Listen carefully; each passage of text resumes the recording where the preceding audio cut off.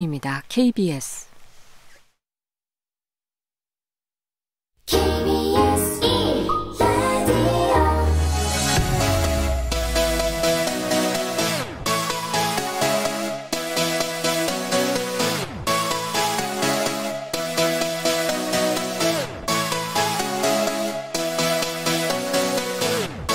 KBS 열린 토론.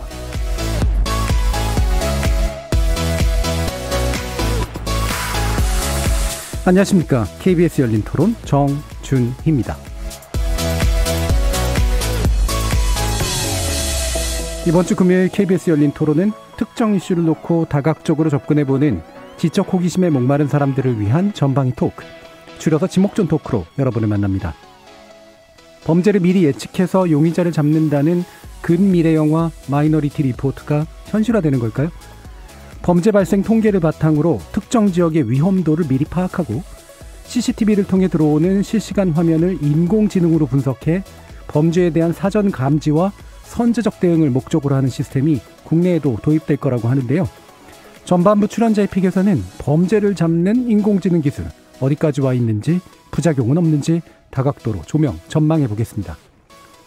그리고 후반부 제작진의 픽에서는 출래 불사춘의 현실에 대해 이야기 나눠봅니다. 꽃의 계절, 봄이 왔건만 꽃들과도 거리를 둬야 하는, 봄은 왔지만 봄은 느낄 수 없는 지금의 조건 때문이죠.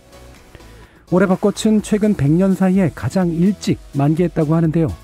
코로나19 확산을 우려해서 축제는 취소되고 통행금지 조치도 내려졌죠. 지난해와 마찬가지로 올해도 맘 놓고 즐기기 어려운 봄꽃, 과연 우리에게 어떤 의미를 던지는지 찾아보겠습니다. KBS 열린 토론은 여러분이 주인공입니다.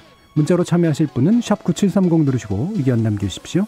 단문은 50원, 장문은 100원에 정보 이용료가 붙습니다. KBS 모바일 콩, 트위터 계정 KBS 오픈, 그리고 유튜브를 통해서도 무료로 참여하실 수 있습니다. 날카로운 의견과 뜨거운 참여 기다리겠습니다. KBS 열린 토론 지금부터 출발합니다. 살아있습니다. 토론이 살아있습니다. 살아있는 토론, KBS 열린 토론. 토론은 라디오가 진짜입니다. 진짜 토론, KBS 열린 토론.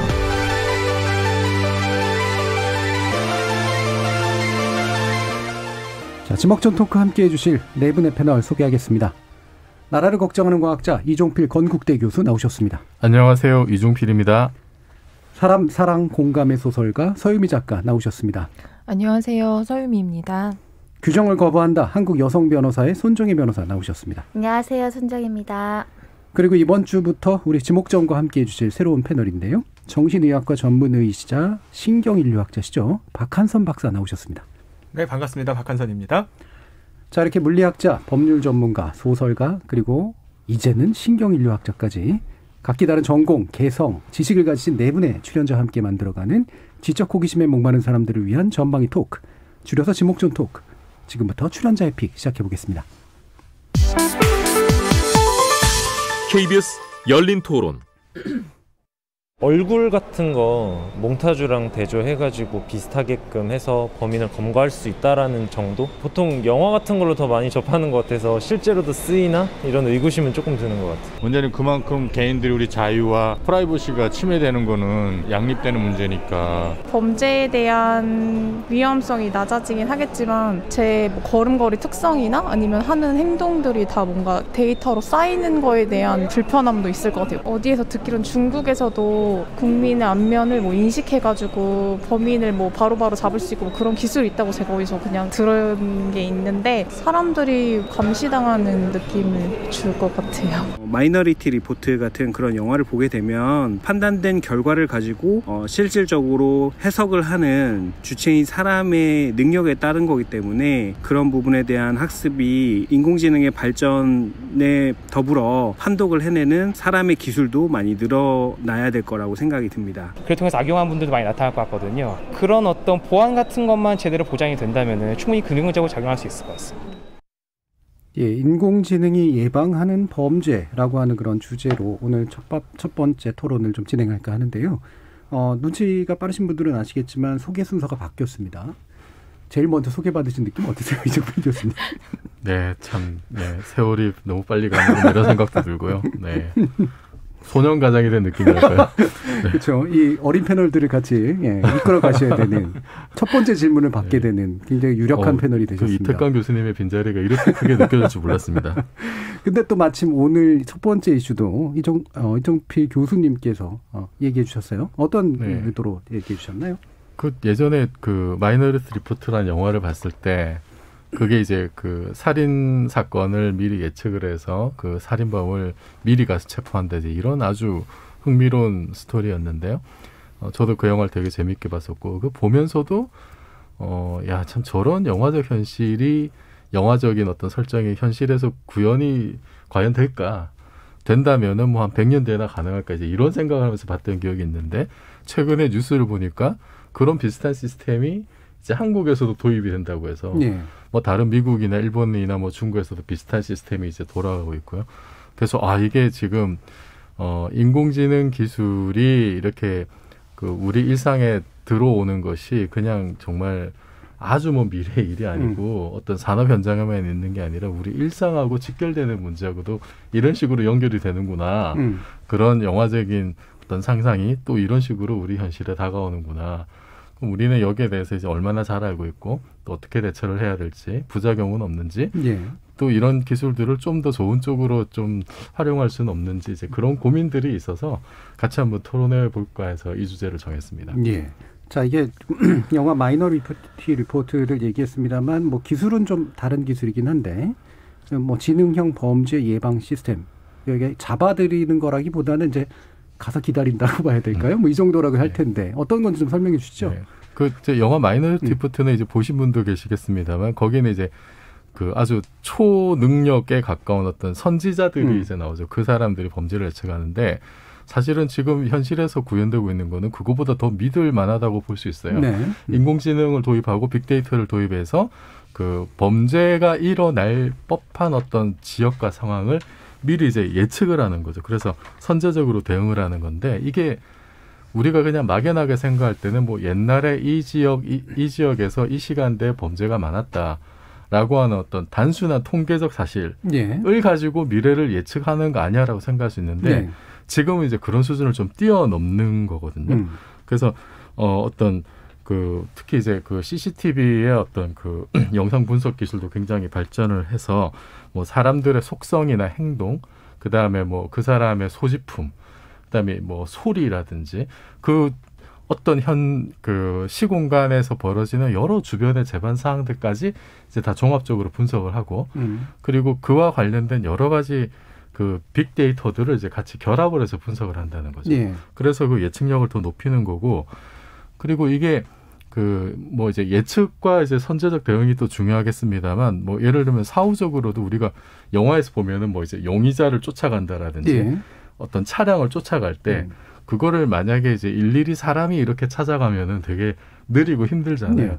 근데 이제 요즘 그 CCTV에서는 이제 뭐 재인식 기술이라고 해서 한번 이렇게 캐치한 어떤 뭐 사람이나 차량, 뭐 차량의 번호가 될 수도 있고 차량의 어떤 종류의 차량이냐 이런 것까지도 이제 미리 그 시스템이 이렇게 캐치를 해서 그것과 똑같은 사람이나 차량을 이제 계속 자동으로 추적을 하는 이제 이런 것까지도 지금 이미 이제 나오고 있어서 이런 비슷한 시스템을 이제 우리나라에서도 도입을 해서 지금 3월부터 시범적으로 쓰고 있대요. 그리고 4월에 이제 전국 실시를 한다고 하는데, 특히 이제 경찰청에서 예를 들어서 이제 빅데이터 플랫폼을 이제 1차적으로 만들고, 그러니까 그 전에는 뭐 112 센터나 뭐 교통적인 내용이나 이런 것들이 뭐 한 31개 정도 이렇게 흩어져 있었는데, 일단 경찰이 가지고 있는 그런 분산된 정보를 하나로 다 통합을 한 어떤 빅데이터 플랫폼을 만들고 거기 있는 데이터만 145건 정도 된다 그래요.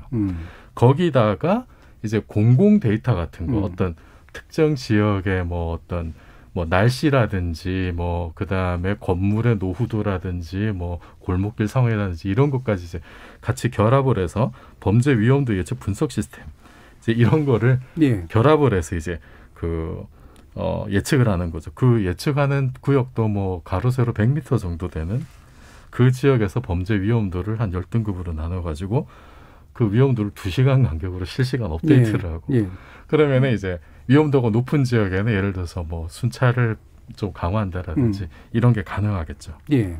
그러니까 위험도가 높게 파악된 장소나 시간대에 이를테면 경찰에 보내놓으면 일어날 범죄도 안 일어나게 되고 예방.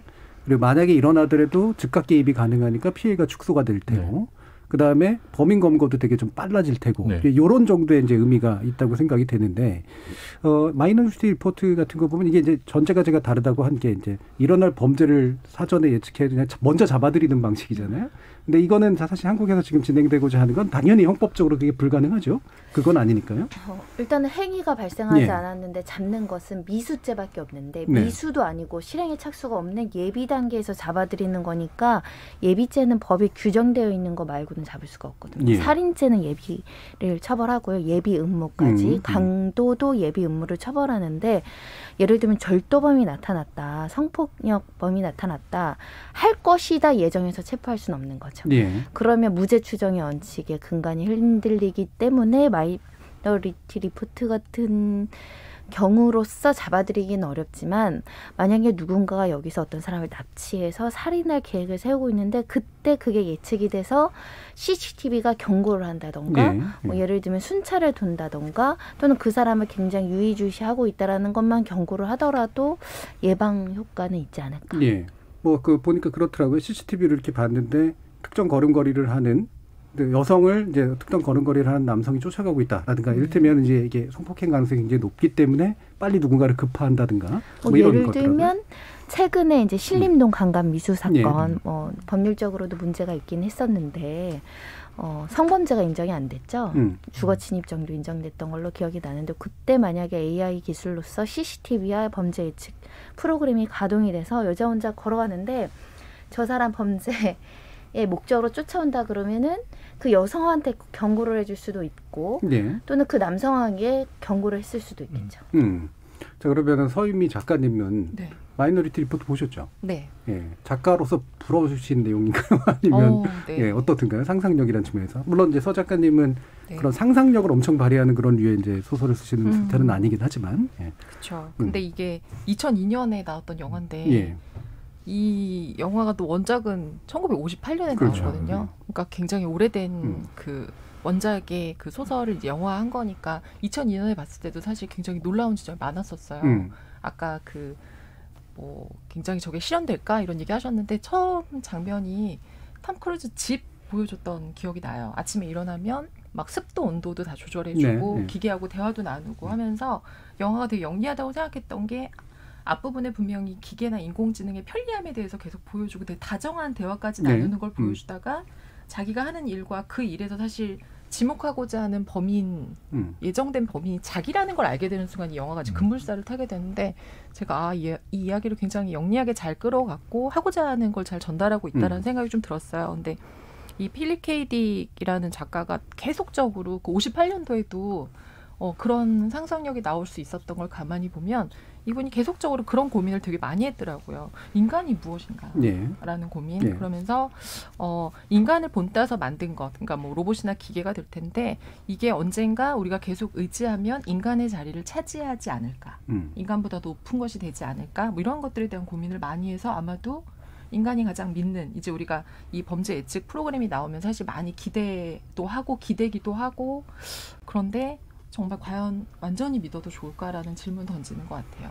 그 필립 K. 딕이 사실 우리가 알고 있는 거의 대부분의 SF 영화의 모태가 되는 소설을 쓴 사람이라 뭐 굳이 제가 다 나열해서 얘기하지는 않겠습니다만 상당한 상상력과 통찰력을 지닌 확실히 작가인 건 맞는 것 같은데 박한선 박사님은 뭐 영화 대 기억 있으시죠?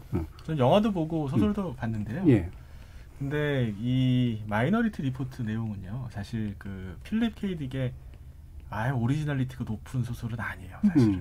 사실은 그 서구 사상의 오랜 역사와 전통을 깔고 있습니다. 플라톤이 국가에서 이런 말을 했어요.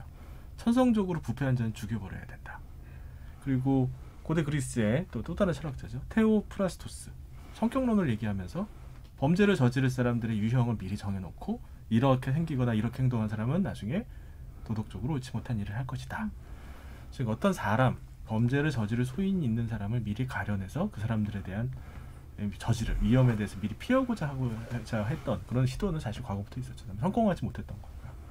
그런데도 불구하고 중세 유럽에서는 그런 사람들을 미리 탐지해서 처벌하기도 했습니다. 그게 바로 마녀, 마법사들이거든요. 네.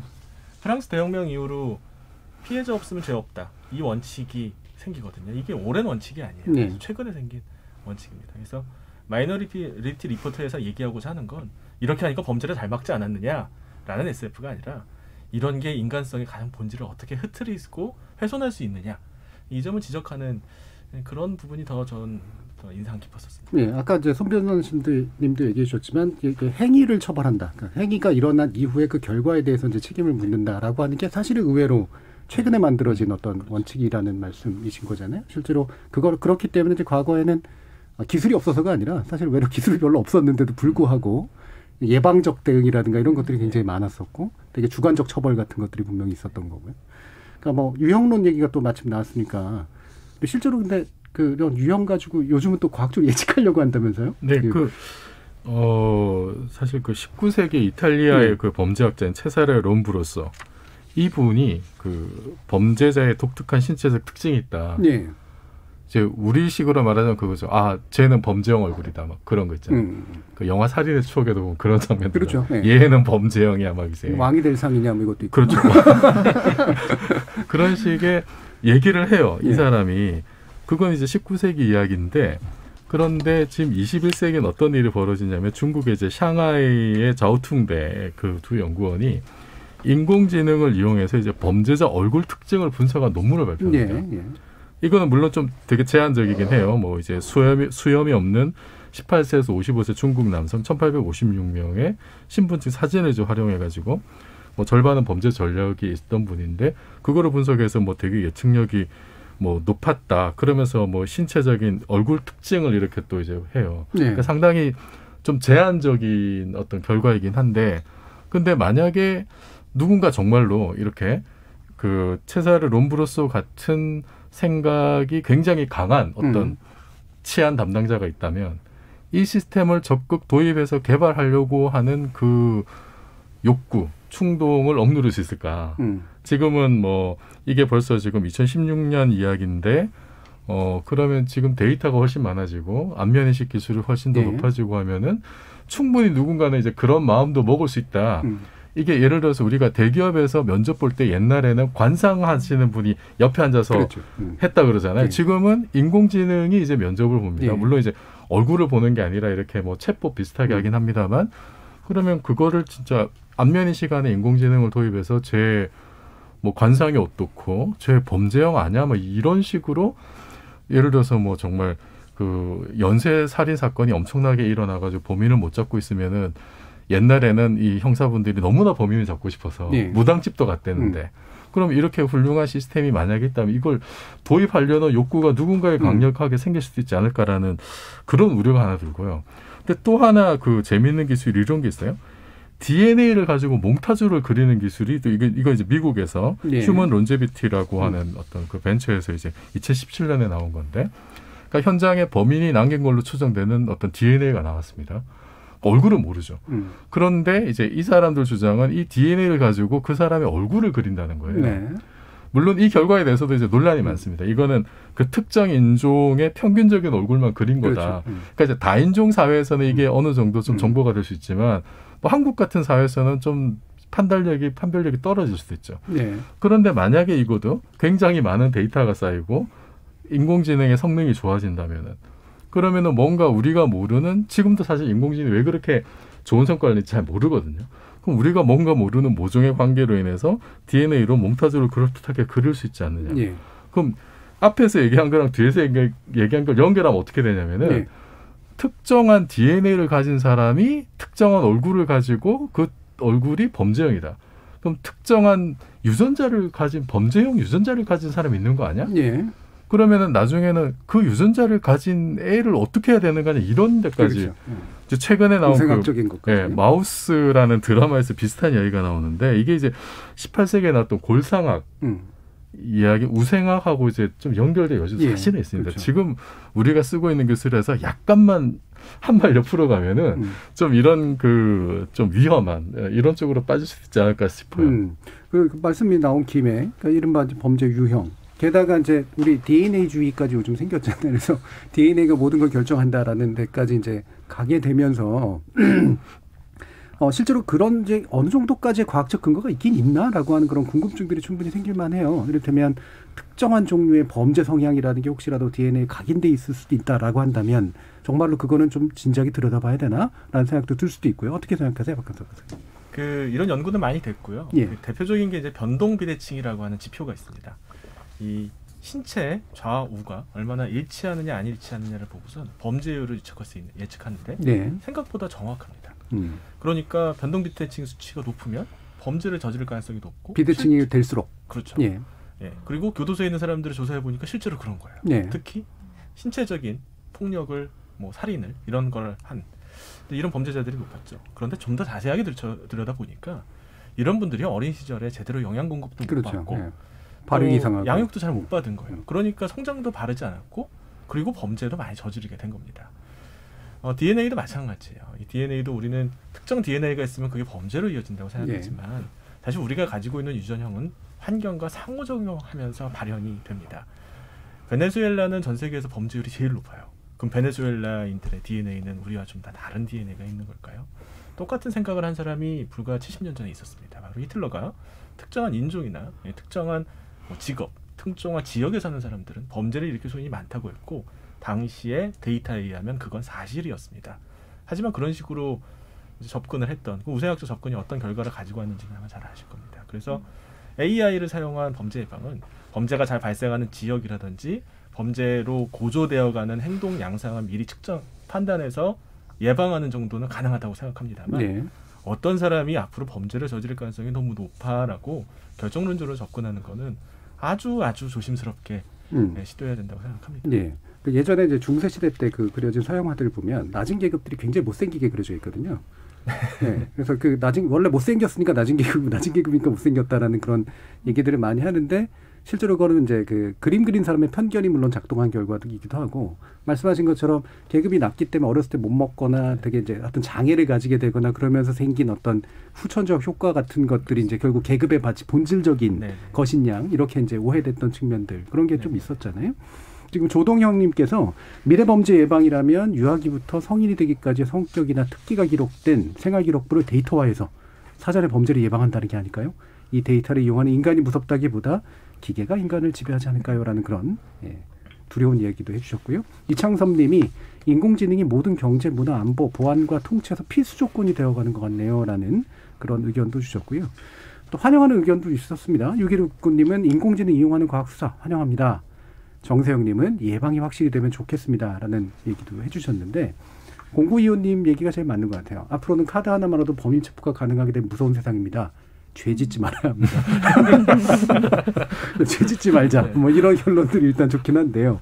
자, 소 변호사님 이게 아무래도 이제 형법의 현실하고 이제 현재 수사기법의 어떤 발달하고가 같이 가야 되는 거니까 좀 어떤 면들을 좀 지적해 보고 싶으세요? 이런 면에서. 근데 이런 범죄 예측 프로그램이라든가 AI를 통해서 우리가 어떤 범죄자의 성향이나 이런 것들을 분류하는 작업 모든 것의 기본 전제는 인권 침해의 가능성을 가지고 있습니다. 왜냐하면 인간을 다 뜯어놓고 뇌는 어떤지 뭐는 어떤지 사람 어떤 질환은 어떻게 발현하는지 이렇게 평가를 받아야 되는 거죠. 인간이 또다시 어떤 과학적인 어떤 기법 앞에서 그리고 계속 관찰을 당하고 감시를 당하고 그래서 이제 범죄율을 줄인다는 거니까 그런 인권 침해 가능성은 감수하고 이걸 도입을 하는 거죠. 실제로 FBI라든가 우리나라 경찰도 지금 AI를 도입해서 이렇게 하겠다고 했지만 시범 실시는 계속 해왔거든요. 이렇게 이제 통계를 내서 우범 지역에서 또는 특정 어떤 상황에 있어서는 해봤는데 효과가 있다더라가 전 세계적인 통계치인 것 같아요. 그러다 보니까 예산을 투입할 수밖에 없는 처지이고 다만 이제 염려가 되는 건 이런 거죠. 이제 인간에 대한 선입견이 우리 사회도 아직 엄청 많이 요소 작동을 하는데 예를 들면 특정 질환이 가진 사람들이 범죄 발생률이 높다. 강력범죄율이 있다. 이렇게 이제 분석이 되면 그 사람들에 대한 선입견은 굉장히 고착화될 염려가 있고 또 이런 사람들은 계속 추적을 당하거나 아주 행정적인 조치를 많이 당해야 되는 시대가 도래할 여지도 있죠. 네. 그런 부분들을 우리가 숙제를 좀 풀어나가야 될 것 같은데 제 개인적인 생각은 모든 사람들도 그래도 강력범죄는 막아서 살인이라는 조짐이 보이면 막을 수 있는 사회적인 안전망이 됐으면 좋겠다 이런 생각을 하실 거예요. 그래서 과거에 어떤 2명의 여성을 살인한 사람을 최초로 사법부에서 내분석 시스템으로 우리가 한번 판단받아보자 해가지고 분석을 한번 의뢰했던 적도 있었던 것 같아요. 네. 그만큼 지금 범죄자들에 대한 관심이 굉장히 높고 뭐 프로파일러, 범죄 심리학 모두 다 이게 지금 범죄자들을 연구하는 거거든요.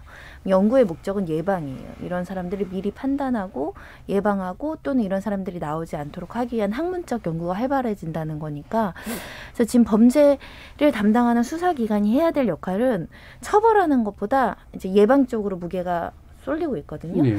근데 거기에 이제 빅데이터와 AI가 들어오면 가속화될 것 같고요. 인권 침해를 당하지 않도록 또는 선입견을 갖지 않도록 하는 노력은 선제돼야 돼요. 네.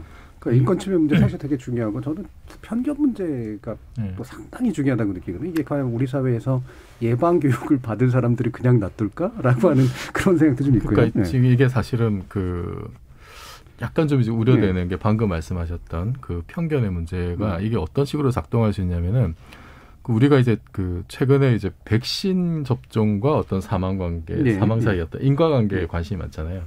이게 옛날로 치면은 선풍기 켜놓고 자다가 죽었다 이런 거거든요. 그냥 단순히 순차적으로 일어났는데 이거를 직접적인 인과관계로 연결을 시켜버리는 수가 있단 말이에요. 그러면 예를 들어서 뭐 살인의 추억 같은 상황. 비가 오고 특정 노래가 나왔는데 연쇄살인마가 살인을 저질렀다.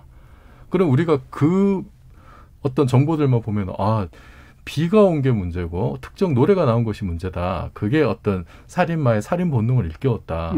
라고 쉽게 단정을 해서 그것을 어떤 범죄의 어떤 직접적인 원인으로 연결을 시켜버리는 이제 이런 어떤 잘못을 저지를 수가 있단 말이에요. 실제로 그 살인자의 살인 동기는 전혀 다를 수가 있음에도 불구하고 그래서 사실 빅데이터로 어떤 그 시공간에 대한 정보를 얻고 또 그 주변 환경에 대한 정보를 다 얻는다는 것은 직접적인 인과관계 보는 게 전혀 아니잖아요.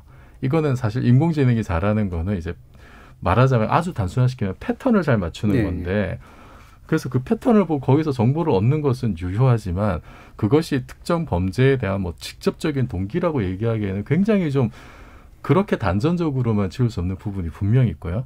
그리고 만약에 이제 아까처럼 그렇게 굉장히 좁은 지역까지 이제 범죄 위험도를 이렇게 쭉 수치화로 나타냈을 때 이걸 이제 지도로 작성을 해서 범죄 지도라는 걸 만들 텐데 당장 이제 예상되는 거는 이제 그 동네 부동산 가격은 어떻게 될 것인가. 그렇죠. 네, 이런 건 상당히 이제 뭐 어떤 교육 시설과의 관계 문제라든지 이런 거는 좀 사회적으로 민감한 문제가 될 수 있죠. 네, 지금도 이제 우범률 되게 높은 데가 이렇게 지도로 이렇게 서울 지도라든가 이런 데 나오고 나면 그게 우범률이 높은 지역에 우범률을 떨어뜨리는 방식으로 작동하는 게 아니라 그게 이제 슬럼화되는 그런 오히려 더 가속화될 우려도 있죠. 작동하는 경향들이 굉장히 많이 있죠. 그래서 이제 이런 뭐 인권침해 문제 당연히 되게 이제 고민해야 되고 편견 문제도 고민해야 되고 이게 어느 정도까지 실제로 가능할까도 고민해야 되는데 이를테면 이제 뭐 중국에서 하는 안면 인식으로 이제 모든 사람들을 쭉 스캐닝하고 있는 그런 안전 중심 사회 거기에 대한 동의율이 굉장히 높은데 중국 같은 경우엔 이게 또 유럽 같은 데는 또 저는 정반대로 굉장히 이제 싫어하고요. 과연 어느 정도까지 예방되는 범죄와 검거되는 범죄를 가지고 있는 사회가 그냥 적절히 아름다운 사회일까 이런 고민 같은 게 좀 있어요. 예. 서 작가님은 어떠세요? 네. 이런 시스템이 뭐 범죄를 사전에 예방하고 재범도 낮추고 범인도 조기 검거하고 굉장히 반가운 면도 있고 사람들이 원하는 면인 것 같은데요. 근데 사실 그 마이너리티 리포트 영화에서도 결국 마지막에 이 영화가 이제 되게 주되게 하고 싶어 하는 이야기가 어떤 결국 운명론, 예정론과 인간의 이제 자유의지가 맨 마지막에 이제 격돌을 하는데, 저는 이런 시스템 안에서 어떻게 보면 인간이 가지고 있는 본연의 가능성이라는 게 있잖아요. 네. 인간이 변하는 존재인 것. 이런 것들이 사실은 시스템이나 이런 패턴에는 들어가지 않거든요. 그리고 사람들이 이제 범죄를 무서워하는 것도 재범이 사실 되게 많고 흉악한 범죄들이 더 많아진 것 같아요. 그런 것 때문에 굉장히 두려워하면서 무조건 막아야 하는 것이라고 생각을 하는데, 사실은 미디어에서 이제 너무나 많이 그런 것들을 좀 노출하기도 하고 그러나 분명히 변화하는 인간들도 있단 말이에요. 이런 어떤 가지고 있는 정말 어릴 때부터 학대받고 뭐뭐 했고 죄를 지었었지만 그렇지 않게 사는 사람들도 있을 텐데 저는 어떤 그런 가능성에 대한 측면들도 좀 많이 사실은 좀 나와야 되고 범죄를 예방하는 거 꼭 예를 들면 이렇게 미리 검거하고 이런 것만이 아닌 다른 방식도 좀 작동을 해야 될 것 같아요. 네, 사실은 뭐 지금까지 모든 사회과학적 연구에서 공통적으로 드러나는 건 범죄는 빈곤하고의 연관성이 제일 높거든요. 네.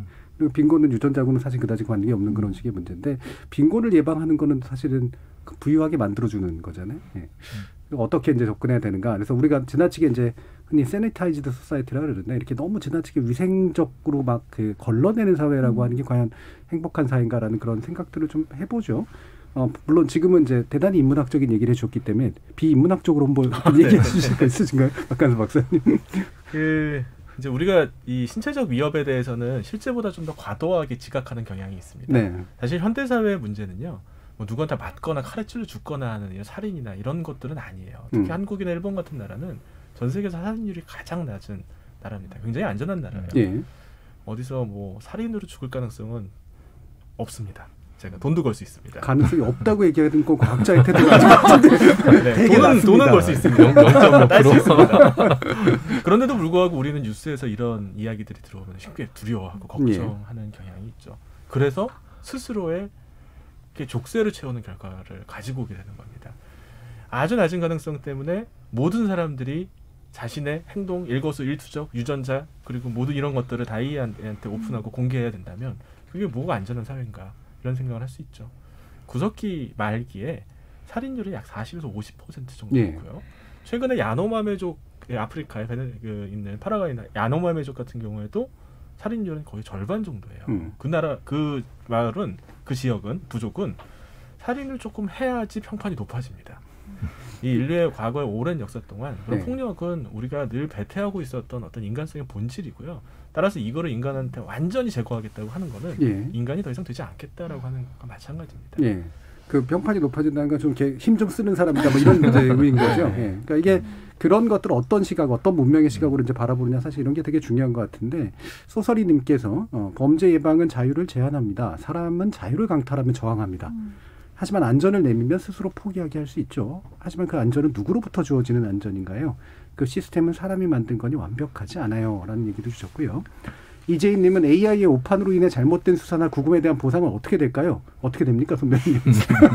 뭐 형사보상 해드려요. 근데 우리나라는 워낙에 그런 과거에 일제시대에 죄 없이 끌려가서 고문당하고 괜히 한마디 해가지고 막 이런 일이 너무 많아가지고 이에 대한 저항은 굉장히 강한 민족이어서 죄를 짓지 않아서 의심만 된다고 잡아가는 거는 현행법상으로는 불가능하고 위헌적 요소가 있다 이렇게 보실 수 있고 다만 이런 건 있죠. 우리가 계속 재범이 너무 많거든요. 뭐 마약범죄, 특히 이제 성범죄 너무 많고요. 이런 걸 왜 자꾸 못 걸르냐 전자발찌, 무역론 나오고 이러잖아요. 보호관찰이나 그 재범 가능성을 낮추는 후속 조치가 잘 안 돼요. 구금시켜서 교도소에서 교정이 안 된다고 말씀드려야 되나요? 그럴 때는 이런 걸 사용하면 좋을 것 같아요. 제가 주말에 뉴스를 보다 보니까 조두순이 마트에서 소주를 샀다고 사람들이 무서워하더라고요. 재범할까 봐 두려운 거죠, 사람들은. 그러니까 그런 것들을 이 기술을 조합하면 전자발찌가 구멍이 많다 뭐 이런 얘기 하잖아요. 그 사각지대를 AI와 빅데이터들이 좀 분석을 해서 예측해서 행정 인력을 많이 쏟지 않더라도 우범 지역에 아주 재범 가능성이 높다라고 평가되는 사람은 좀 관리할 수 있지 않을까. 자유를 제한하는 것보다는 관리의 영역에 들어오는 거죠. 그게 조두순이 실제로는 아니었던 거죠. 내용에. 그러니까 방금 말씀하신 어떤 그 시스템이 이제 그 전자발찌를 착용하고 있는 사람의 그 어떤 신호만 이렇게 지금 이제 보고 있는데 그것뿐만 아니라 이제 그 사람의 어떤 여러 가지 행동 패턴들 중에서 뭔가 좀 이제 이상하다라든지 예전에 어떤 다른 데이터들과 봤을 때 어떤 새로운 재범의 가능성 있는 징후들이 있다. 이제 그런 거를 이제 학습을 시켜가지고 미리 이제 사전에 어떤 예방 조치를 하는 그런 것도 지금 이제 적용을 하려고 하고 있어요. 근데 그러려면은 그 대상자에 대한 그 일상에 대한 어떤 형태로든 이제 모니터링이 전제가 된다는 이야기인데 이것이 어디까지 허용이 될 것이나 그 사람의 어떤 뭐 인권을 어디까지 제한하는 것이 옳을 것이냐라는 그런 과제가 하나 좀 남을 것 같아요. 예. 그리고 사실 뭐 우리나라가 그렇게 치안이 굉장히 이제 우수한 나라라고들 평판이 있긴 한데 이게 또 좀 약간 디테일을 보면은 그러니까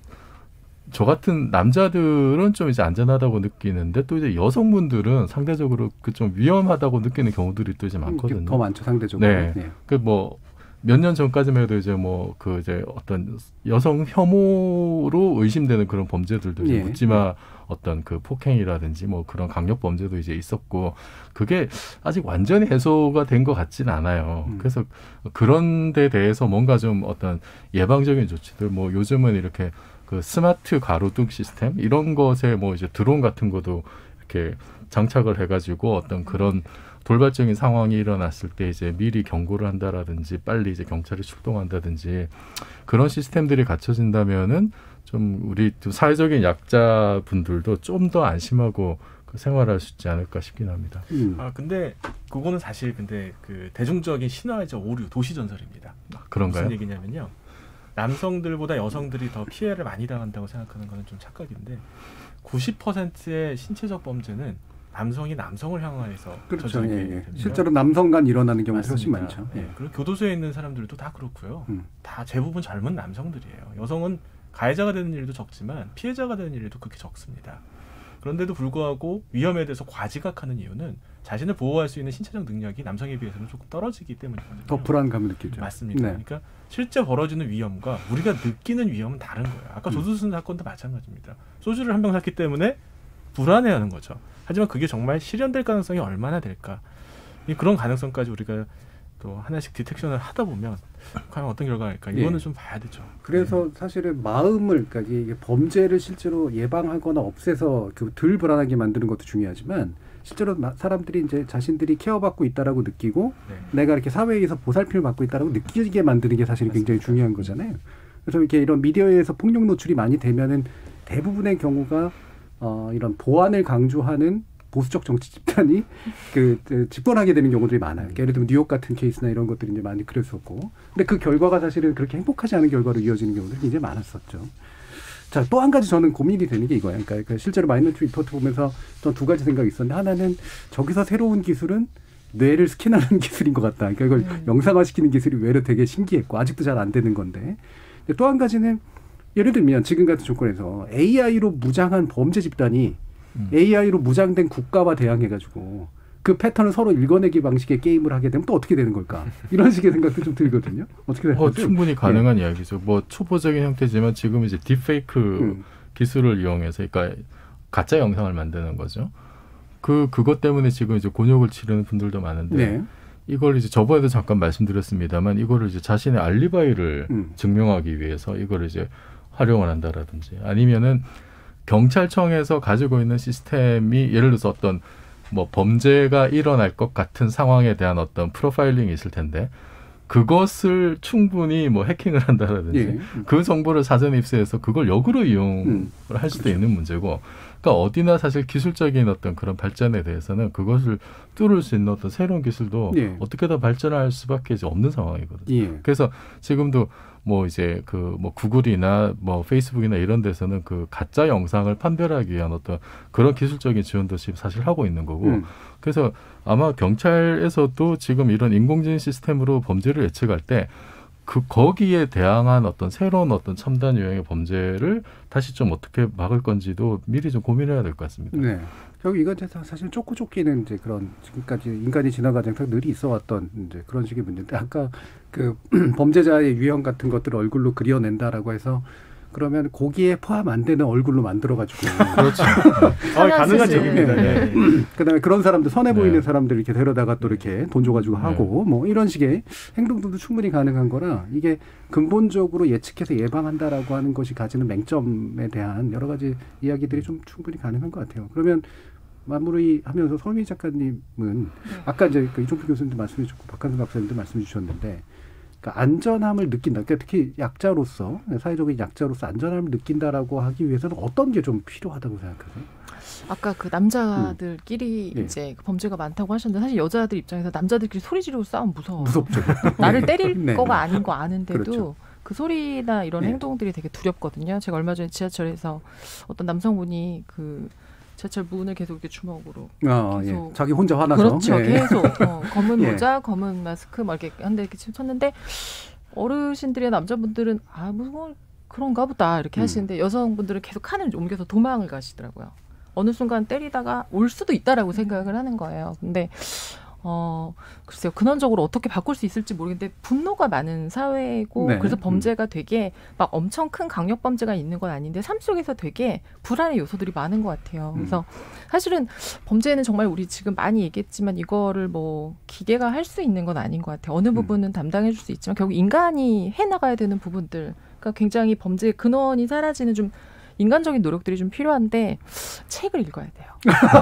책을 읽어야 되고요. 우리 전자발찌를 차고 책을 읽고 독후감을 써야 돼요. 네, 그리고 토론을 하고 그 사람들 모아놓고 인간이 뭔가 나는 왜 이걸 하고 싶지? 라고 하는 근원적인 질문들이 좀 필요해요. 나는 화낼 때 그러니까 한마디로 이 사람들이 범죄를 저지를 때 다 이유가 있단 말이에요. 뭐 정말 그냥 아주 정신적으로 미쳐서 이렇게 한 사람도 있지만 다 나름의 이유가 있는데 자신의 불안과 분노를 해소할 방법을 대부분 몰라서 그렇단 말이죠.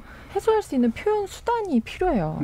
그 사람들 뭐 진짜 합창단 뭐 이런 거 많이 나오잖아요. 교도소인데 그게 정말 재밌자고 하는 게 아니라 그런 어떤 그 예술적인 발현되는 통로가 좀 필요한 것 같아요. 네, 실제로 교도소에서 이렇게 합창시키고 뭐 이제 밴드 만들고 이랬더니 이제 뭐 교정 효과가 좀 높아졌더라 뭐 이런 식의 것도 있긴 정말 있었죠. 그런 것 같아요. 그 재밌는 논문이 하나 있는데요. 이 지능이 낮은 사람들이 범죄를 많이 저질러요. 그래서 이게 지능이 낮은 게 혹시 AI 아마 사용되면 지능이 낮은 거는 범죄의 가능성에 대한 유용한 예측 인자로 사용될 가능성이 높아요. 근데 그 논문의 결론은 지능이 높은 사람은 왜 범죄를 저지르지 않느냐. CEO를 하거나 정치를 하기 때문이다. 그런 식으로 이야기를 했습니다. AI를 아까 빠져나갈 수 있는 여러 가지 방법에 대해서 이야기를 하셨는데 맞습니다. 우리가 신체적인 폭력을 저지르는 건 현대사회에서는 굉장히 문제를 해결하는 효과적인 전략이라고 할 수 없어요. 그런데도 불구하고 그런 전략을 취하는 사람들을 우리가 피하기 위해서 AI를 작동하는 게 맞는지 그런데 걸리지 않으면서도 지능적으로 사람들을 착취하거나 범죄를 저지르는 지능 범죄를 저지르는 사람들을 위해서 AI를 만드는 게 맞을지 후자라면 AI가 조금 더 발전했으면 좋겠다는 생각이 있습니다. 이른바 이제 법비라고 그러잖아요. 이렇게 법 활용해가지고 이렇게 범죄 저지르는 사람들은 사실은 범죄를 만들 수 있는 인자로 파악도 안 되겠죠. 범죄를 저지르지 않은 것처럼 사회적으로 포장이 돼 있으니까. 자, 9291님이 이런 얘기 해주셨는데요. 최선의 범죄 예방은 윤리와 도덕을 바로 세우는 겁니다. 9414님은 혼자 있을 때 스스로 삼간다는 뜻이 신독이란 말이 있죠. 남이 볼 걸 의식한다는 거 범죄 예방이 기본입니다라는 의견도 주셨고요. 서현미 작가님이 책을 읽읍시다라고 하는 구호도 굉장히 인상에 남습니다. 자, 오늘 이종필 교수님이 해주신 출연자의 픽은 일단 그럼 여기서 마무리하도록 하겠습니다. 여러분께서는 KBS 열린 토론과 함께하고 계십니다. 토론이 세상을 바꿀 수는 없습니다. 하지만 토론 없이 바꿀 수 있는 세상은 어디에도 없습니다.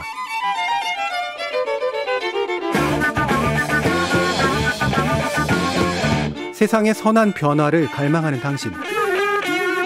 정답이 아니라 질문의 힘을 믿는 당신.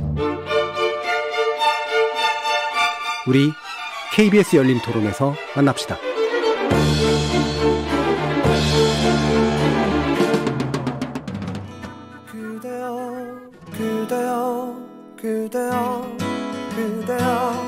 그대여 오랜만에 나왔어요. 다들 이렇게 기본을 좀 지키면서 하시기 때문에 숨도 쉬고 살아야 되니까. 현재 대학생인데요. 코로나로 인해서 온라인 수업 다 끝나고 나서 이제 봄이라서 꽃 좀 보려고 이렇게 돌아다니고 그 정도밖에 못하는 것 같아요. 코로나 때문에. 벚꽃 사진 찍으러 왔는데 폐쇄돼서 너무 아쉬워요. 온라인으로 보는 것보다 개인 마스크 잘 착용하고 동네 작은 공원에 벚꽃들이 많다 보니까 그런 벚꽃 보는 것도 좋다고 생각하거든요. 작년보다는 그래도 산책이라도 좀 하려고 나오는 편인 것 같고 여행 가긴 힘든 건 똑같아서 좀 많이 지친 건 있는 것 같아요. 가족하고 같이 나왔습니다. 답답하고 그냥 날씨 좋고 그다음에 주말에 비 온다고 해서 겸사겸사 뭐 바람 좀 쐬러 나왔습니다. 참아야죠. 뭐 이 코로나가 뭐 종식될 때까지 다 같이 뭐 협조하고 빨리 끝나고 그리고 이제 제대로 다니는 게 낫겠다는 생각이 드니까 다들 힘드시겠지만은 내년에는 벚꽃을 다 볼 수 있게끔 뭐 윤중로나 어디나 했으면 좋겠어요. 화이팅입니다. 울려 퍼질 이 거리를 둘이 걸어요. 지적 호기심에 목마른 사람들을 위한 전방위 토크. 신경인류학자 박한선 박사, 물리학자이신 이종필 건국대 상호교양대 교수, 소설가 서유미 작가, 손종혜 변호사, 이렇게 네 분과 함께하고 있습니다. 순간 음악 프로를 진행하고 있다라는 행복한 그런 느낌이 들었었는데요. 예. 뭐 음악 프로 진행하고 싶다라기보다는 토론을 막 진행하다 보면 그냥 음악 듣고 싶다 이렇게 느낌이 들 때들이 꽤 있어요. 아까도 지금 노래 나올 때 보니까 이 사람의 마음을 참 흔드는 노래잖아요. 이 노래가. 그러니까 이렇게 좀 장수하는 것 같은데 사람의 마음을 흔드는데 할 게 별로 없는 상태. 이 정말 약간 우울한 상태인데 손 변호사님은 그걸 술로 푸시나요? 어떻습니까? 저를 정확하게 알고 계셔가지고 작년 요맘때가 생각이 났습니다. 금방. 왜냐하면은 작년에 1월부터 시작됐으니까 작년에 올해는 꽃을 볼 수 있을 거야. 다들 그랬거든요. 그렇죠. 근데 올해도 꽃은 굉장히 차 타고 다니면서 이렇게 이렇게 본격적으로 보기 어려운 분위기다 보니까 좀 아쉬운 면이 많고요. 좀 지친 면도 많고요. 또 항상 바빠서 꽃놀이 할 때 잘 안 갔어요. 아쉽지도 않았어요. 그렇죠, 너무 바쁘니까. 근데 작년부터는 못 본다고 하니까 그렇게 또 꽃을 보러 가고 싶고 사진만 그렇죠, 사진이 많이 올라오잖아요. 인터넷에 온라인으로 그냥 동영상도 많이 지자체에서 올려주니까 그렇게 또 못 가니까 가고 싶은 마음도 드는데 그래서 오늘 좀 KBS 일찍 와 있었거든요. 그래서 좀 많이 그냥 왔다 갔다 KBS만 돌아도 뭐 꽃놀이 충분히 한 것 같아요.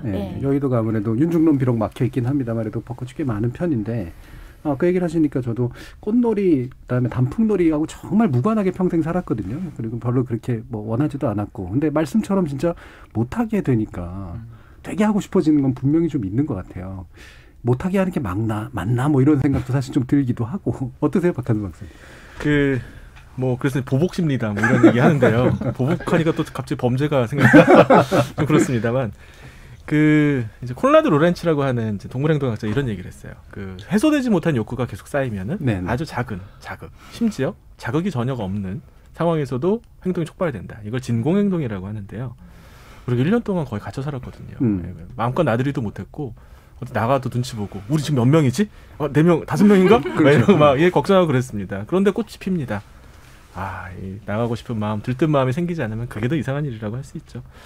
저도 좀 나들이 하고 싶다 이런 마음이 드는 그런 날씨인 것 같습니다. 나들이를 하지는 못하셨죠? 오다가 그냥 이렇게 좀 봤습니다. 평상시에도 나들이 좀 하셨었어요? 근데 나들이 안 하거든요. 저는 그렇죠. 그런 거 안 하고 꽃 같은 거 좋아하지도 않고요. 사실 그랬는데 이게 너무 또 못 보니까 이게 또 요즘은 꽃 좀 보고 싶은데 좀 가고 싶은데 공원 가고 싶은데 이런 마음이 들더라고요. 확실히 비슷한 계열의 분들이요. 제가 볼 때는 꽃놀이, 단풍놀이 잘하시는 분들 별로 없어요. 제일 잘하실 것 같은 게 오히려 서유미 작가님이시긴 한데 그러신가요? 저도 어디 가면 안 좋아하는 편인데 여기 정말 안 좋아하시네요. 근데 진짜 벚꽃 뭘까요? 그런 생각 많이 들더라고요. 매년 피는데 매년 사람들이 너무 처음처럼 즐거워하고 보면은 아름다워 너무 좋다 막 이러고 전 되게 그게 신기했어요 사실은. 근데 생각해보니까 도심에 사는 사람들한테 그렇게 그 짧은 순간에 그렇게 왕창 꽃을 볼 기회가 별로 없기도 해서 이 사람들이 일상 속에서 되게 지치다가 봄이 되면 사실 어떻게 보면 그 기간 동안 매일 큰 꽃다발을 받는 기분이 아닐까라는 생각이 들어요. 그래서 점심에도 길을 쓰고 나가서 보고 퇴근하면서도 보고 이랬던 것 같은데 그걸 이제 못한다고 생각하니까 더. 그래서 아까 시민분들 인터뷰 목소리가 너무 슬픈 거예요. 그렇죠. 그래서 그러니까 큰 게 아니고 작은 사치였는데 그걸 못하니까 굉장히 더 아쉬운 그런 마음 갖는 것 같아요. 이종필 교수님도 놀이. 저는 사실 대학원에 있을 때부터 제가 비록 외모는 이렇습니다만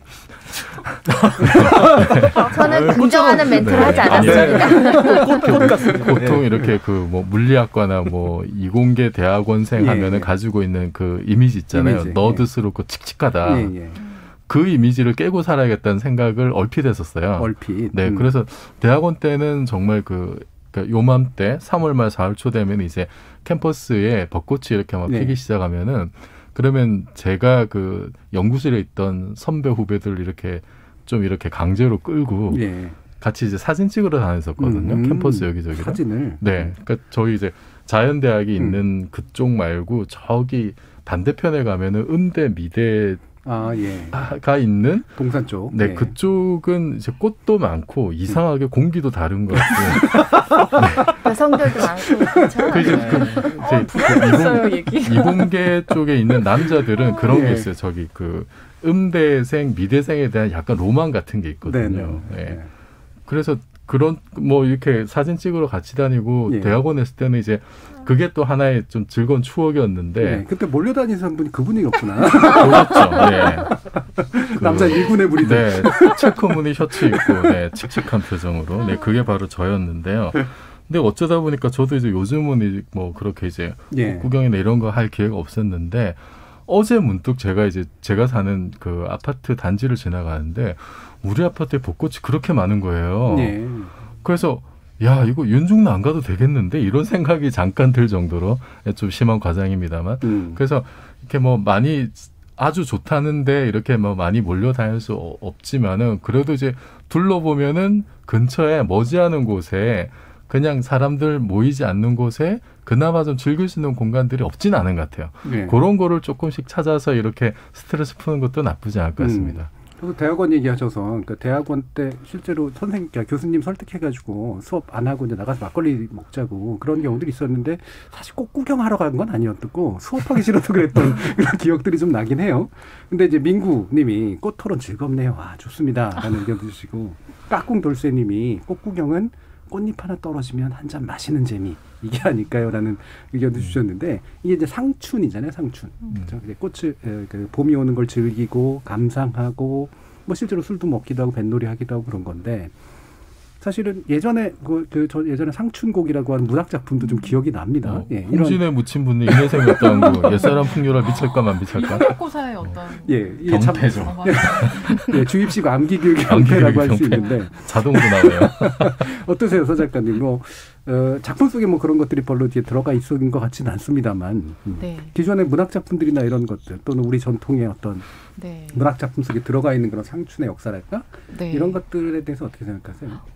조선시대에도 되게 많이 했더라고요. 그래서 풍속화에도 많아요. 막 십리운복 풍속화에도 봄소풍이라는 것도 있어요. 그리고 옛날에는 지금처럼 보니까 벚꽃을 많이 본 건 아니었던 것 같고요. 살구꽃하고 복숭아꽃을 많이 봤더라고요. 그래서 뭐 정선의 피룬대, 뭐 피룬대 상춘 이런 데 보면 다 이제 그 골짜기 같은데 꽃이 이렇게 피어 있고 뭐 이런 것들을 많이 그려놓으셨어요. 근데 그 한양에도 대표적인, 조선시대 한양에도 대표적인 꽃놀이 명소 이런 게 막 그 작품에 쓰여 있어요. 소개돼 있어서 그때 당시는 뭐 피룬대.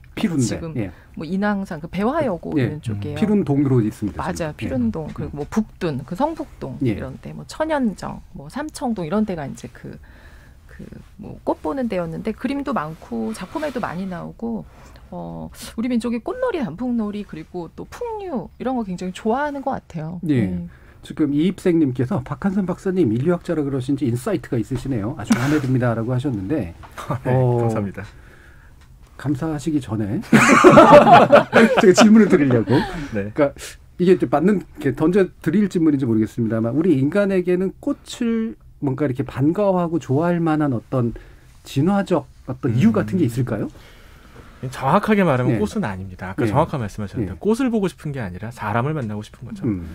과거에는 이 겨울, 이제 4계절로 나뉘어진 인구가 많이 살던 중위도 지방에서는 이 겨울이 굉장히 지내기가 어려운 시기였어요. 근데 겨울이 끝나고 봄이 되면 번식적 노력도 하고요. 동맹도 맺고요. 또 자원 탐색을 위해서 돌아다니기도 합니다. 그리고요, 그건 인간뿐만이 아니라 꽃도 하는 겁니다. 꽃이 피는 것도 역시 같은 번식적 노력이고요. 거기에 돌아다니면서 자원을 모으는 꿀벌의 움직임도 마찬가지입니다. 그래서 우리가 꽃을 보고 즐거운 게 아니라요, 봄이 됐으니까 꽃도 사람도 벌도 다 즐거워한다고 보시는 게 맞죠. 아마 제 생각엔 벚꽃이요, 벚꽃 구경원 사람들을 보면서 또 설레할 거예요. 난 사람만 보면 설레. 꽃이 그런 얘기를 할지도 모른다고 생각합니다. 어제 제가 어떤 분을 만났는데 모처럼 공기가 맑아서 되게 좋다 이렇게 얘기하셔서 동풍이 불어서 그렇습니다 라고 얘기를 했더니 굉장히 분위기 깬다고 이렇게 말씀을 하시더라고요. 이게 진실은 맞지만 그런 얘기 좀 하지 말라고. 방금 박한선 말씀께서 굉장히 진실을 얘기해 주셨어요.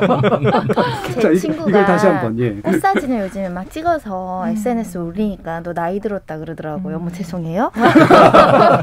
그래서 제가 되게 생각을 해봤어요. 정말 그렇더라고요. 정말 제가 꽃을 좋아하고 막 꽃다발 받으면 너무 기뻐하고 있더라고요.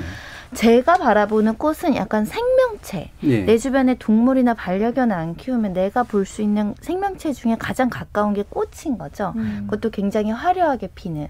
그래서 지금 코로나19 때문에 사람들이 더 꽃을 보고하는 심리 중에 하나는 그래도 뭔가 열심히 살려고 봄 되면 동물들도 그렇고 식물들도 그렇고 막 피어내잖아요. 열심히 떨어지는 한이 있더라도 그런 생명력에 대한 부분 그런 것들을 이제 서로 동감하는 거 아닐까 그런 생각도 한번 해봤고 우리가 농경 시대에 특히 부녀자도 굉장히 여성 비하적 표현이라고 하지 말라는 분들도 있는데 여성들은 놀 게 별로 없어서 이렇게 봄에 이렇게 꽃 피고 이러면 그거 핑계로 뒷산 가서 놀고 뭐 하전해 먹고 뭐 무슨 놀이하고 이런 게 남성보다 여가 활동이 제한적인 상황에서 되게 즐거운 어떤 그 놀이였다라고 하더라고요. 나들이.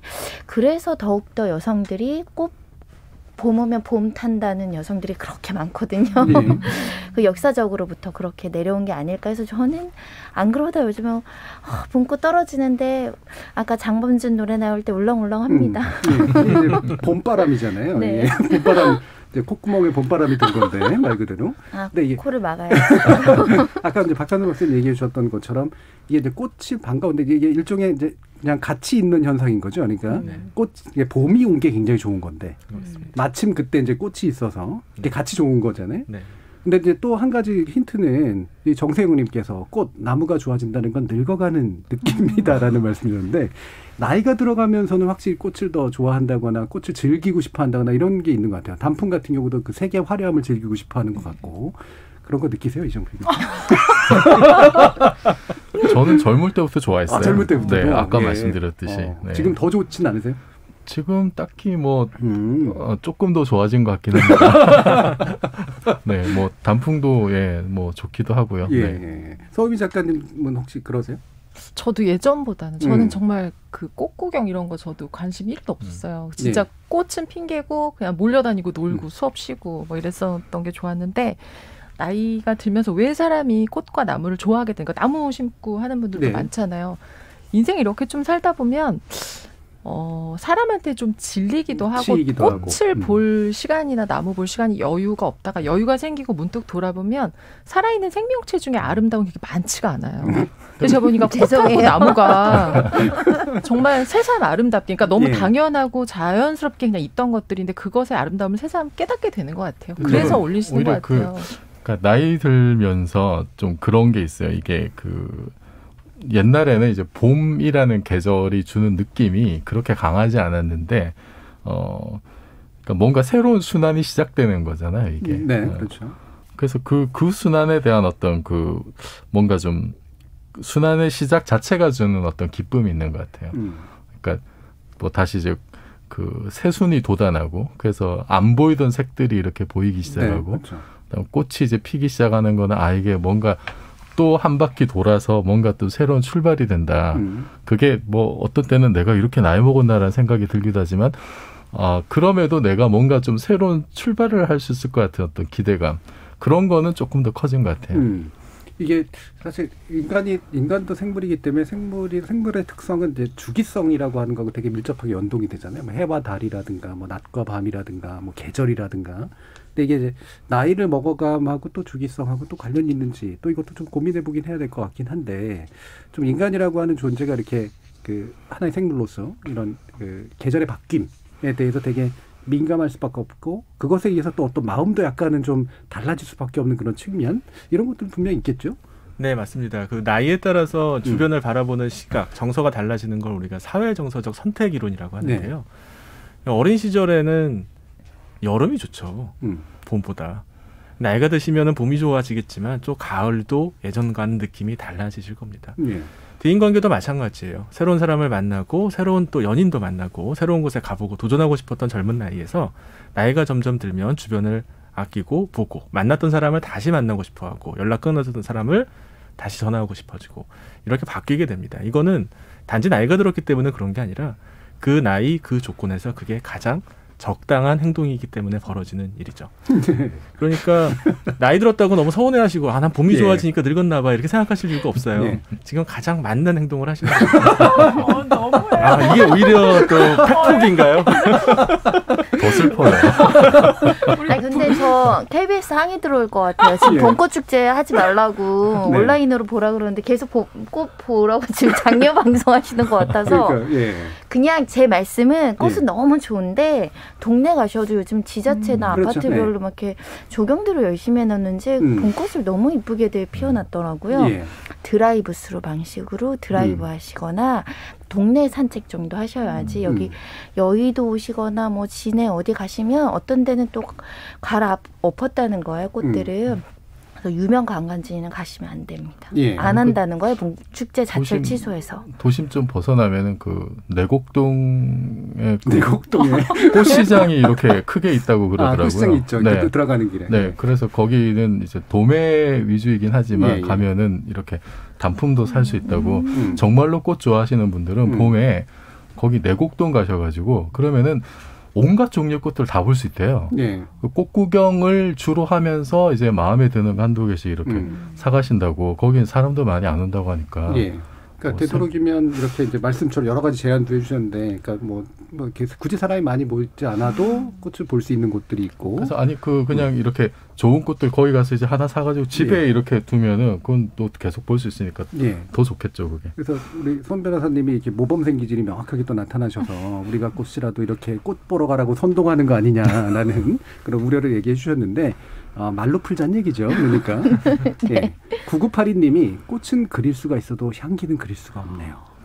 굉장히 정서적인 감성적인 이야기를 해주셨고요. 0042님은 나이가 들면 가슴속에 꽃이 시들어가기에 그렇게 꽃과 나무를 좋아한다고 합니다. 라고 잠시 숙연해지는 그런 말씀 주셨고요. 카라마 국뽕님이 역시 피도 눈물도 없는 인류학자 라고 하는 그런 말씀도 주셨습니다. 지금 이게 어떨까요? 그러니까 여러분들 꽃구경이라고 하는 것을 지금 대체하기는 참 어려울 것 같은데 여러 가지 뭐 방법들 얘기해 주셨지만 나름대로 좀 아이디어가 있으실까요? 이런 식으로 한번 우리 봄을 한번 잘 넘겨봅시다. 잘 지내봅시다. 뭐 이런 거? 대책은 없어요. 코로나19 때문에 이제 이번 주말에 그래서 아이들 데리고 동네에도 이쁘게 꽃이 폈길래 가려고 했더니 또 비 소식이 좀 있어가지고 빨리 떨어지기 전에 움직여야 될 것 같긴 한데 결국 봄이든 꽃이든 생명력이고 다시 태어나는 것이고 우리가 코로나19를 극복할 수 있는 어떤 에너지를 우리에게 주는 계절이라고 생각이 들어서 가족들 손 잡고 그냥 밖에 잠깐이라도 산책하는 기분 그리고 맛있는 거 먹는 그런 주말 되면은 조금 좋지 않을까 싶어요. 혹시 서현미 작가님은 팁 대방출 이런 거 없으세요? 방출할 대방출까지. 근데 진짜로 꽃은 정말 우리나라는 어디에 가도 제가 보니까 많아요. 저희 동네에도 그냥 길에 되게 많아서 저도 아이랑 저녁마다 산책하거든요. 마스크 쓰고 손잡고 그냥 한 바퀴 도는데 그냥 그 봄밤에 그 공기라는 게 있어요. 약간 따뜻한데 약간 서늘한. 그렇죠. 그래서 그 벚꽃 보면서 그냥 걷고 하는데 그냥 봄 그 꽃이 폈다고 막 왕창 나가서 낮에 꼭 봐야 되는 것도 아니고 저는 좀 사람 없는 시간에 동네 이렇게 도시면 좋지 않을까 음악 들으면서. 박한솔 박사님 혹시 팁 있어요? 아까 이종필 교수님 말씀하신 거가 좀 많이 와닿습니다. 사실 화훼 시장 가서 꽃 사면 얼마 안 하거든요. 저렴합니다. 라면 한 그릇이면 꽃 2포트 살 수 있거든요. 옛날에 그 저자를 알 수 없는 무명의 시인이 이런 시를 남겼다고 합니다. 아마 들어보신 적 있으실 거예요. 봄이 어디 있는지 집신이 닳도록 돌아다녔건만 정작 봄은 우리 집 매화나 가지에 걸려 있었네. 봄이었지만 봄이 아직 오지 않았죠. 코로나19로 많이 힘드신데요. 저는 집안에서도 꽃 구경하실 수 있다고 생각합니다. 베란다도 좋고요. 책상 위도 좋으니까 거기에다 꽃 심으시고 그 꽃 보면서 좀 안타깝지만 올해 봄은 그렇게 좀 혼자만의 거리두기 봄 놀이로 즐기시겠으면 좋겠습니다. 문득 생각나니까 고속터미널 지하에도 꽃시장이 고속도로 건물에도 있고 요즘에 꽃을 배달해주는 서비스가 있다고 하더라고요. 문득 드는 생각에 화훼 농가들 되게 어렵다고 하니까 집에 꽃밭을 만들어도 괜찮을 것 같고 그렇죠. 또 식목일이 다가오니까 작은 묘목집에 하나 베란다에 심으셔도 좋을 것 같아요. 자, 0290님도 그런 얘기 해주셨어요. 꽃 얘기 정말 재밌게 들어서요. 지금 집 근처 꽃집에 프리지아 한 다발 사러 갑니다. 라는 저희가 어려운 화훼 농가와 꽃집을 위한 이런 소비 조장성 발언들을 지금 하고 있습니다. 그리고 이종진님께서는 꽃이 피고 지고 열매가 맺히고 낙엽이 지고 앙상한 가지가 다시 새순이 돋고 이런 세상의 이치를 받아들이는 게 삶이 아닐까요? 라는 말씀도 주셨는데 이종필 교수님과 성함도 비슷하고 연세도 좀 비슷한 것 같다는 그런 생각도 드는데 계절이 이렇게 막 바뀌는 거 벌써 꽤 많이 이제 겪으셨잖아요. 네. 올해 봄에 대해서는 어떤 느낌이 좀 드세요? 역시 코로나 때문에 너무 좀 힘들다는 생각이 들고, 근데 또 하나는 올해 이제 우리나라 기상청 공식 발표한 서울 벚꽃 공식 개화날이 되게 빨랐죠. 1922년 서울 벚꽃 관측 이래 가장 빠른 개화였고요. 이게 이제 2월, 3월 평균 기온이 높아서 그런 건데 일본도 그렇대요. 교토에서 3월 26일 벚꽃이 폈는데 1200년 전 812년 관측 이래 가장 빨리 핀 거랍니다. 이것도 역시 이제 2, 3월에 기온이 이제 높아서 그러니까 지금 기후 위기가 좀 이런 식으로 우리에게 다가오는 것이 아닌가. 그것이 또 직간접적으로 코로나 바이러스 창궐로도 이어진 것 같고, 그래서 우리가 봄이 좀 길어져서 좋을는지 모르겠습니다만, 또 기후 위기에 대해서는 조금 경각심도 한번 좀 가져야 되지 않을까 그런 생각도 듭니다. 봄이 일찍 오는 건 맞는 것 같은데 길어지지 않고 여름이 빨리 오는 것 같아요. 네, 그렇게 되기도 하죠. 네. 어떠세요, 박한선 박사님? 이제 봄. 이입생님께서 이런 얘기를 주셨어요. 오늘 처음 나오신 박한선 박사님, 인류학자만의 인사이트가 있으시네요. 앞으로 활약이 기대가 됩니다라는 말씀 주셨는데 오늘 인류학이 인사이트와 냉혈한으로 지금 적응해야 되는데 그런 학문 맞습니까? 어떻습니까? 글쎄요. 제가 이제 나이에 대한 좀 건드리면 안 되는 부분을 이야기한 것 같습니다. 젊은 사람도 봄 좋아합니다. 꽃 좋아하고요.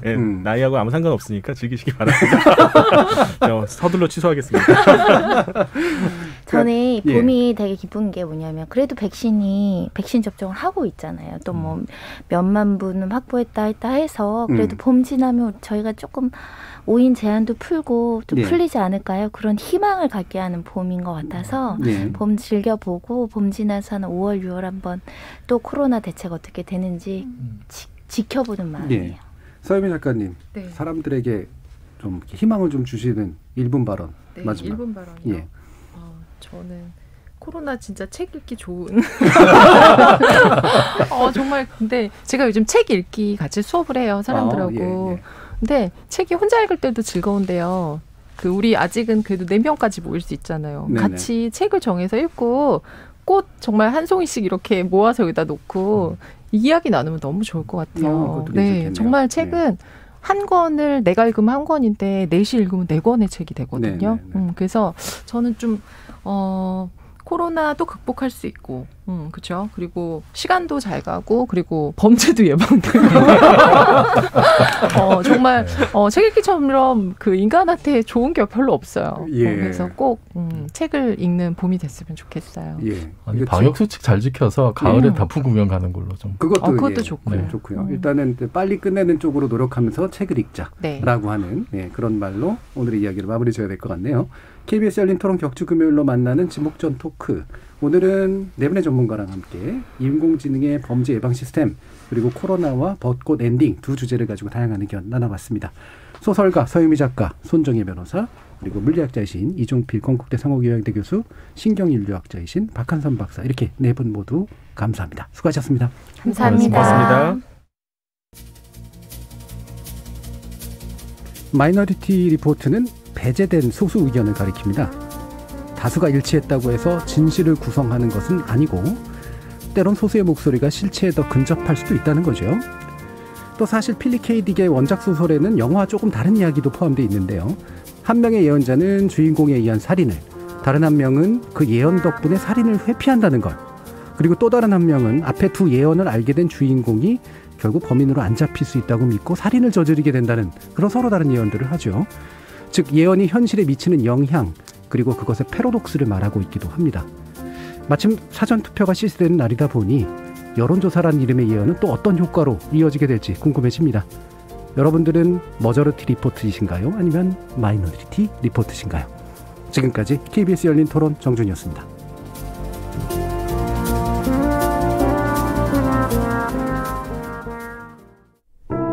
안녕하세요. 이동우입니다. 실명 이후에 어떻게 살아갈 수 있을까 되게 막막했었거든요. 라디오를 듣다가 자연스럽게 장애인들이 한국 사회에서 어떻게 살아갈 수 있는지 많은 정보를 또 얻을 수 있었고, 3라디오